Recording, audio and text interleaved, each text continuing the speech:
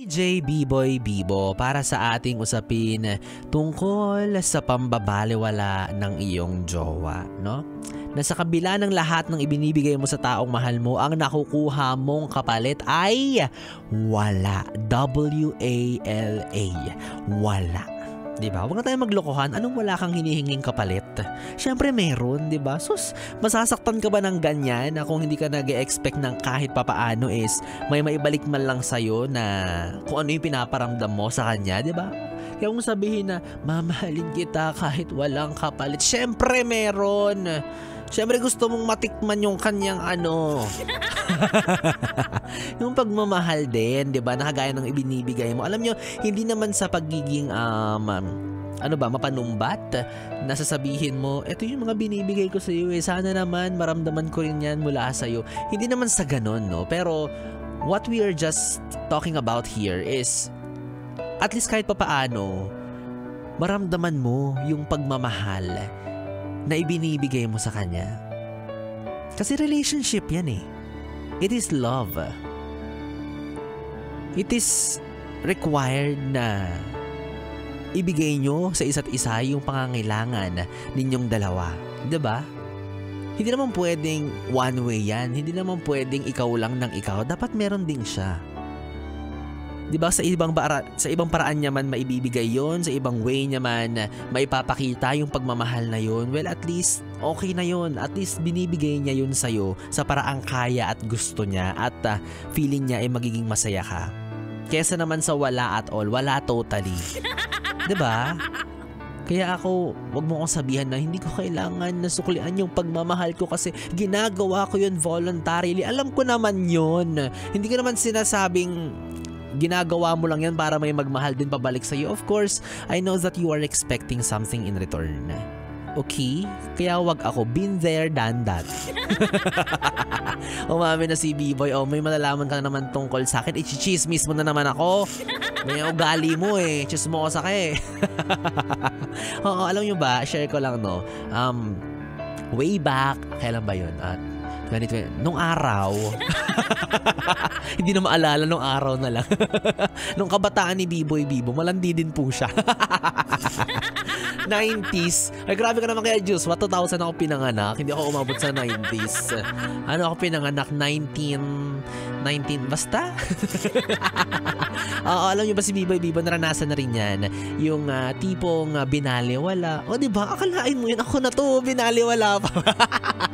Kaya ka binabaliwala kasi ang kapal ng mukha mo, B-Boy. Oo, naranasan ko yan with the person na siya yung nag-initiate ng something between us. Meaning, siya yung nag-initiate na gusto niya ako. Wow, kapal naman ang mukha ni B-Boy.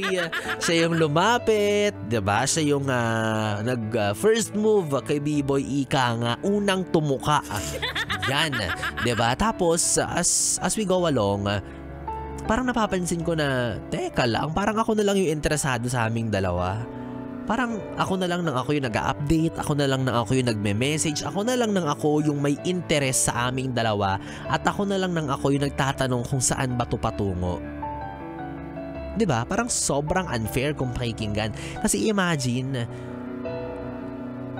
pinakitaan mo ko ng something eh. Pinakitaan ng something. Anong something?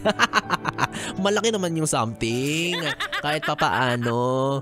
Oo, malaking pagmamahal. Yan yung tinatawag nating love bombing. Yung sa una, ang galing-galing ng isi-showcase sa'yo, ilalatag sa'yo lahat ng magagandang bagay sa mundo. Tapos kapag hulog na hulog ka na, giyang na giyang ka na sa kanya, boogs! Iiwan ka niya bigla. Ganon. Hindi, may nakita kang iba, sabi ni Kuya Joshua. Pero hindi yun malaki. Secret yan. Sa amin lang dalawa yan. Oo, diba ganun yung love bombing. Yung matapos kanyang mahulog sa trap niya, lagot ka na. Wala ka nang kawala. Mahuhook at mahuhook ka sa kanya every time napapakitaan ka niya ng maganda. Tapos kapag wala siyang pinapakitang goods at sa alright sa iyo, talaga namang magigiyang kang habul-habulin siya, diba? Well, hanggang doon lang naman siya. No? Wala naman siyang ibang nakuha sa akin. Nakuha niya yung loob ko, nakuha niya yung pagmamahal ko, pero may isang bagay na hindi siya nakuha na talaga namang ipinagmamalaki ko. Bleh. Alam mo na yung ano bang binibigay natin na hindi dapat binibigay agad-agad. Ano ba 'yon? Ang arte ni Bibo. Yung password ng Facebook kasi. O, 'di ba hindi naman basta-basta binibigay dapat 'yon at hindi niya 'yung nakuha. Ganun ako ganun ako katigas. Nakuha yung loob, nakuha yung pagmamahal. Tapos sasabihin mo ganun ka katigas, ang kapal talaga ng mukha mo, B-boy.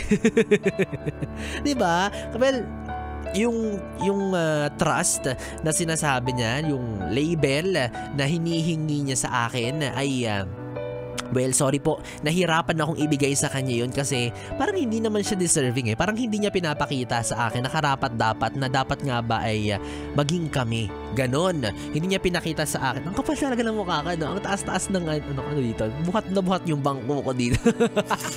Basta yun, in short, hindi naging kami kasi feeling ko hindi siya deserving.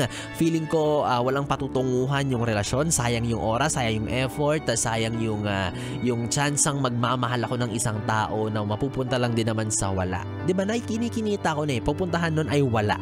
So hindi ko na tinuloy and I prayed.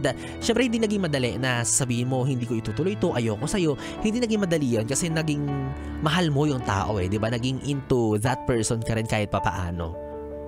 So I prayed na sana makawala na ako dito kasi traumatizing yung experience na naghihintay ka lagi ng message niya. Yung tipong, alam mo yun, parang pandemic era yun pero pati yung message namin, yung conversation namin, laging may social distancing.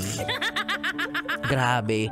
Yung torture gabi-gabi na iniisip mo, asan ba siya? Ano bang ginagawa niya? Bakit hindi siya nag-a-update? Tapos kinabukasan na siya ulit mag-chat sa'yo. 'Di ba? Grabe. Tapos parang every time na mag-ring yung messenger mo, parang iisipin mo, mauutik ka, sasabihin mo, ay siya na yan. Tapos pagbukas mo, hindi pala, group chat pala ng inyong mga tropa. So nakakabadri, parang lahat ng group chat nun gusto ko nang alisan para lang mabawasan yung ringtone ko nun kasi hindi naman siya, umaasa akong siya yun pero hindi pala.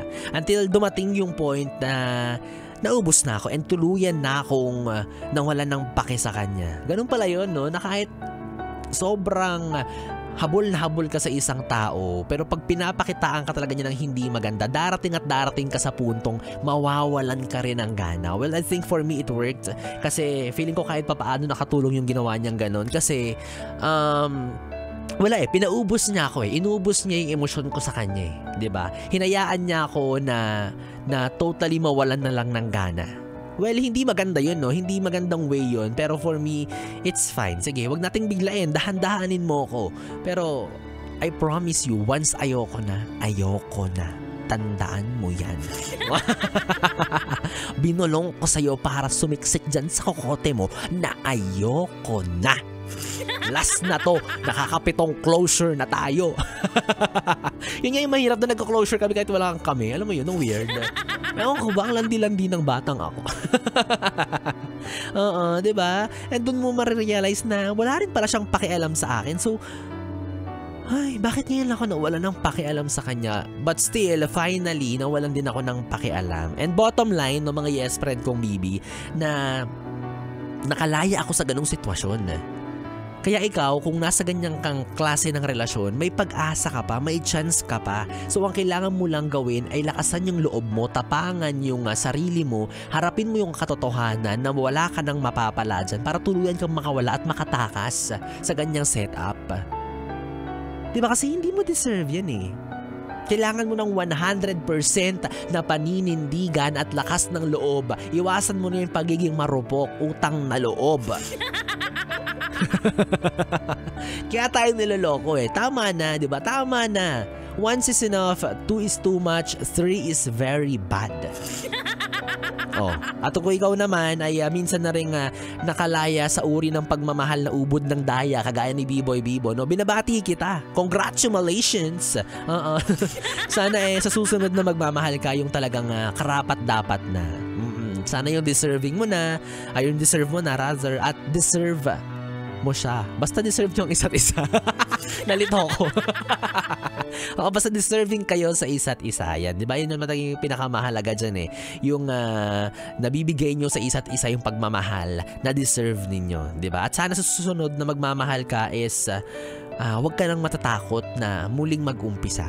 And think of it na it's a different person. Hindi naman lahat ng tao at the end of the day ay pare-parehas, 'di ba? Ibang tao na yung mamahalin mo. So give him or her a chance na ipakita kung sino talaga siya. Huwag mo namang ibigay yung burden sa kanya from your past relationship, 'di ba? Kung ano man yung ginawa ng past mo, hindi naman sila same person. So give him or her a chance na mahalin ka lang at mahalin lang siya.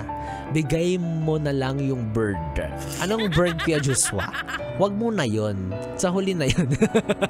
Yung burden. O normal naman yung sa relasyon na may burden minsan, pero ang mahalaga inilalaban at iniraraos, diba? At mahalaga dyan is wag kang susuko agad-agad. Ngayon ka pa ba susuko? Ang dami mo nang nalunok at sinubo. Diba? Nilunok na pride tsaka sinubong pagkain ng mga panahong nagde-date kayo. Ikaw talagang dumi-dumi ng isip mo. Forget mo, lapit na mag-12 ha. Wala naman si yes friend kong BB. 3 oras na BB time na naman ang ating pinagsamahan ngayong araw ng Tuesday.